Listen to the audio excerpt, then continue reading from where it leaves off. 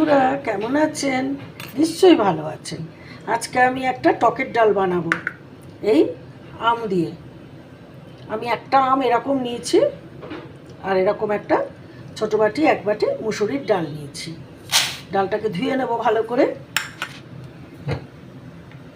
খুব ভালো করে সাদা জল বার করে ডালটাকে আমি ধোবো।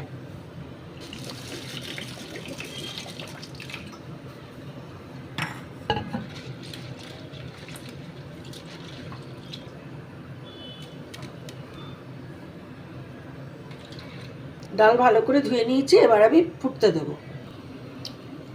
জল গরম বসিয়ে দিয়েছি, এর ভেতরে ডাল দিয়ে দিচ্ছি।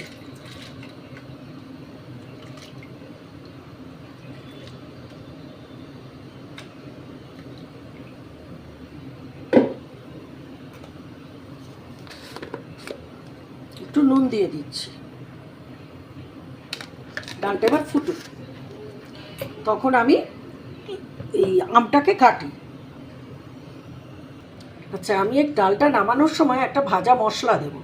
সেই মশলাটা হচ্ছে একটুখানি মৌরি নিয়েছি, এই কম এক চা চামচ, হাফ চামচ জিরে, আর 1 চামচ ধনে, আর একটা শুকনো লঙ্কা। এইটা আমি একটু কাঠখোলায় এখন, যেটাকে ড্রাই রোস্ট বলি, এটা করে নিচ্ছি। ওদিকে হালকা আঁচে বসিয়ে দিচ্ছি, একদম ধিমে আঁচে বসিয়ে দিলাম।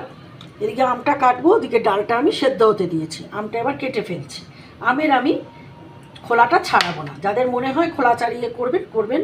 আমি এই ডালটা খোলা শুদ্ধই এরকম কেটে নিচ্ছি। যার যেরকম লম্বা হলে লম্বাটে, বেটে হলে বেটে, যেরকম থাকবে। আমার এই যে আমটা এসছে, এটা একটু গোল টাইপ, এরকম, ভেতরটা খুব সুন্দর।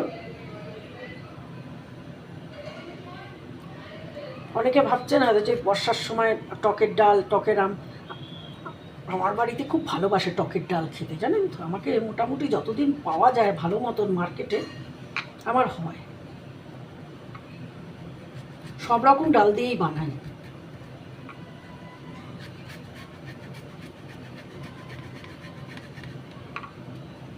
আটিটা বেশ শক্ত, আটির পাশ থেকে কাটছি। একটু ধরে ধরে কাটতেও হবে। এইবার এটাকে এরকম লম্বা করে নিচ্ছি, ঠিক আছে।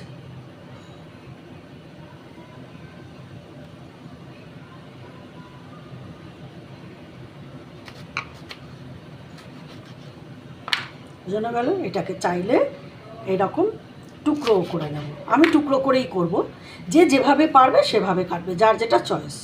আচ্ছা, মশলা এরকম অবস্থায় রং পাল্টাবে না। রোস্ট করে নিয়েছি, এবার এটাকে ঠান্ডা করতে দেব। ঠান্ডা করতে দিয়ে দিলাম একটু ছড়িয়ে। আচ্ছা, আমি এখানে একটু হলুদ জলে এই আমগুলোকে ভিজিয়ে রাখছি, কাটা আমগুলো এরকম কাটছি, আর এই ভিজিয়ে দিচ্ছি।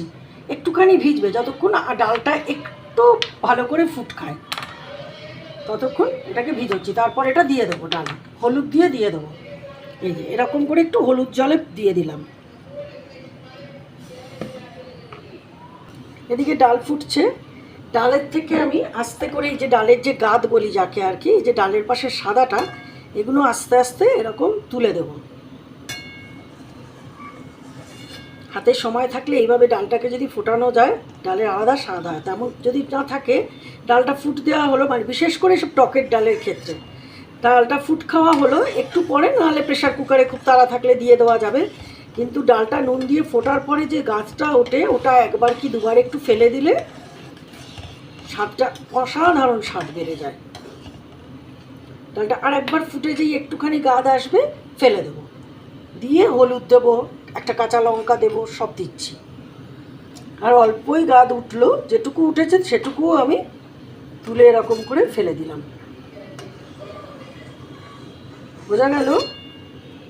যারা রান্না জানে তাদের কিন্তু বলছি না কথাটা, যারা নবিশ তাদের বলছি। এই হলো, ডালের গাদ ফেলে সরিয়ে দিলাম।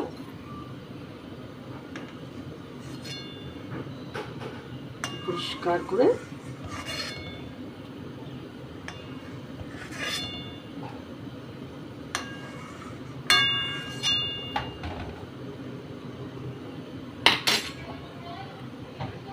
এইবার এতে হলুদ দেবো ডালে।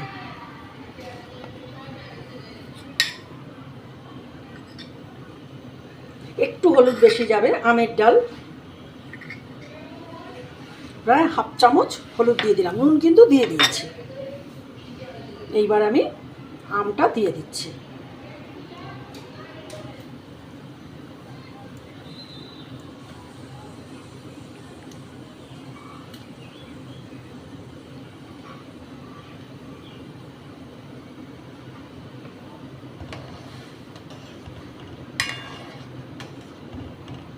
পরে একবার নুন আর একটু দেব। এখন এটা আগে ফুটখাক, ঢাকা দিচ্ছি। ও একটা লঙ্কা দেবো কাঁচা, একটা গোটা কাঁচা লঙ্কা দিয়ে দিলাম, ভাঙলাম না এখন। এই সময় মশলাটাকে আমি গুঁড়ো করে রাখছি।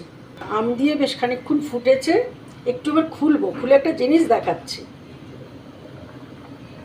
আচ্ছা, এই যে আম দেওয়ার পর একটা একটু সবজে সবজে গাঁতটা ওঠে না, আমি এই গাঁতটাকে চেঁচে একটু, একদম শুধু গাঁতটা এইরকমভাবে এটা তুলে ওপরের থেকে এই ফার্স্ট ফোটার পরে যে গাঁতটা এটাকে তুলে দিচ্ছি। এতে যদিও বা আমের একটা কোনো কষ ভাব বা টেস্টলেস লাগে সেটা পুরো কেটে যায়।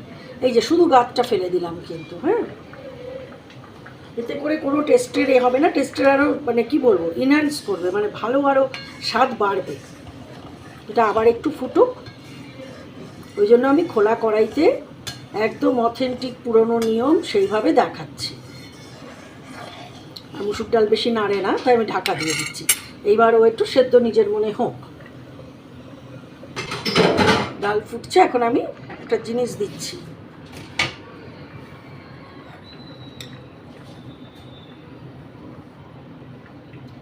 একটুখানি মানে হাফ চা চামচেরও কম একটু জিরে গুঁড়ো, আর একদম কোয়ার্টার চামচ ধনে গুঁড়ো।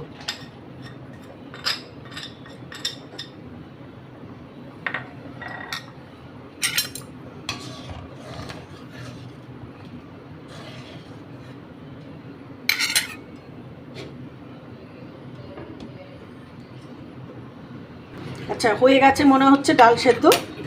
বাহ, খুব সুন্দর ডাল সেদ্ধ হয়ে গেছে, আমও সেদ্ধ হয়ে গেছে। এবার ফোড়ন করব। এই যে আম, ওই যে আম সেদ্ধ হয়ে গেছে, দেখাচ্ছি দেখাচ্ছি বলে তো সার কী করে দেখাবো, সেটাও হচ্ছে কথা। এই যে এই একদম এ হয়ে গেল।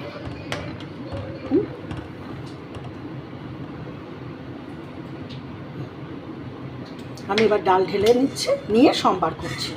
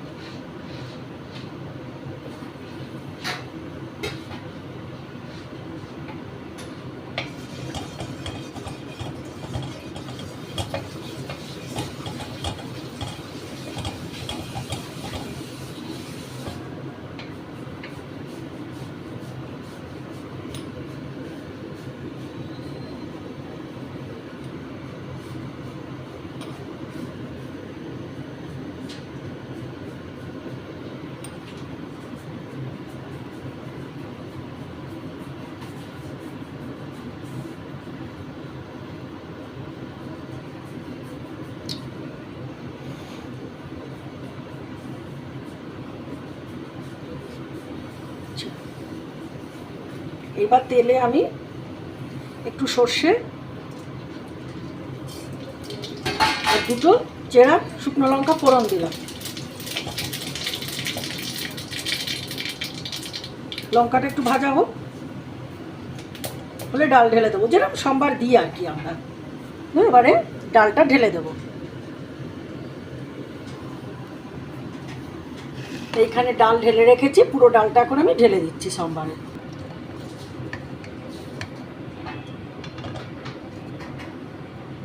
আস্তে আস্তে করে ঢাল।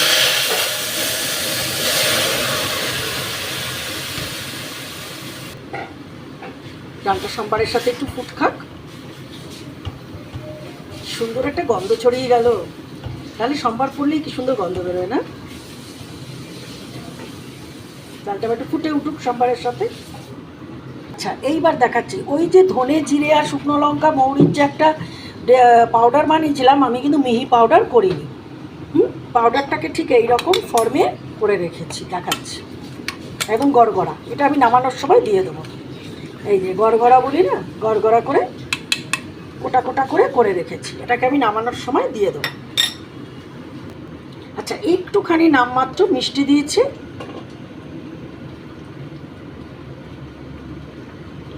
এইবার ডাল ঢেলে দিচ্ছি।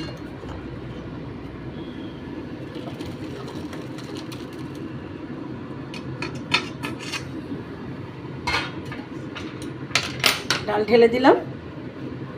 এবার ডালের মধ্যে আমি ওই যে ভাজা মশলা আছে, যেটা গড়গড়া মশলাটা ভালো করে ছড়িয়ে দেবো। মশলাটা দিলে ডালের স্বাদ পাল্টে যায়, মনেই হবে না যে আমি টকের ডাল খাচ্ছি, ঠিক একটা আচার ফ্লেভার চলে আসে, দারুণ লাগে। বাড়িতে বানিয়ে এইভাবে করে দেখবেন, সবাই বলবে ওয়াও, একদম গ্যারান্টি। এভাবে থাকবে, হ্যাঁ, এটা এরকমভাবে থাকবে। বলুন কেমন লাগছে দেখতে? ভালো লাগছে তো? কত সহজে। আর নিজেরা বানাবেন, বানিয়ে খাবেন, খাওয়াবেন, আর আমাকে প্লিজ জানাবেন যে এইভাবে করে টকের ডাল কীরকম লাগলো, বা আম দিয়ে ডাল, যা হোক, যেটা বললে মানায়। আর প্লিজ আমাকে সাবস্ক্রাইব করবেন, প্লিজ প্লিজ প্লিজ, আর লাইক শেয়ার, আর পুরো ভিডিওটা একটু দেখবেন, ঠিক আছে? খুব ভালো থাকবেন। আর আপনাদের মতামত না আমি খুব ভালোভাবে নিই, জানেন তো? প্লিজ আমাকে একটু জানাবেন আপনাদের কীরকম মনে হলো, ভালো মন্দ যাই হোক। আজ আমি আসি।